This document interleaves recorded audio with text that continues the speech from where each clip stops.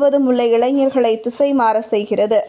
இந்த நிலையில்தான் அமெரிக்காவைச் சேர்ந்த பிரபல ஆபாச பட நடிகை சோஃபியா லியோனி என்பவர் 26 வயதில் மர்மமான முறையில் உயிரிழந்துள்ளார்.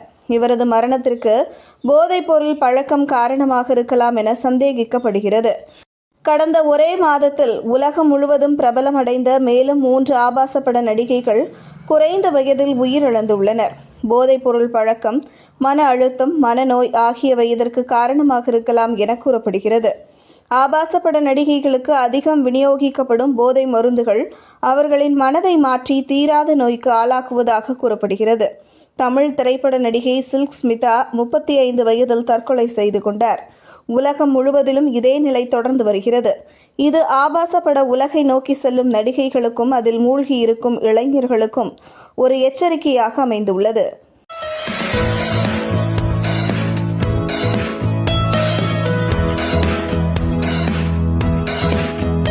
பிரபல அமெரிக்க அடல்ட் திரைப்பட நடிகை 26 வயதில் பலி.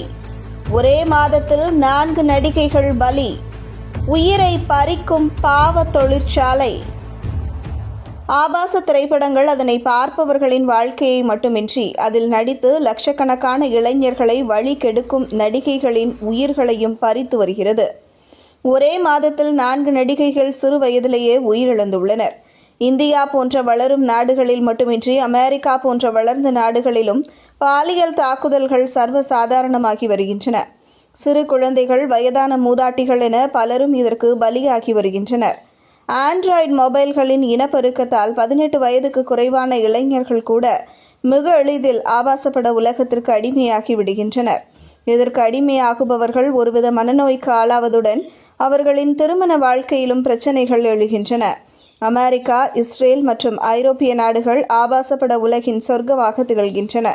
இவர்கள் பரப்பிவிடும் ஆபாசம் உலகம்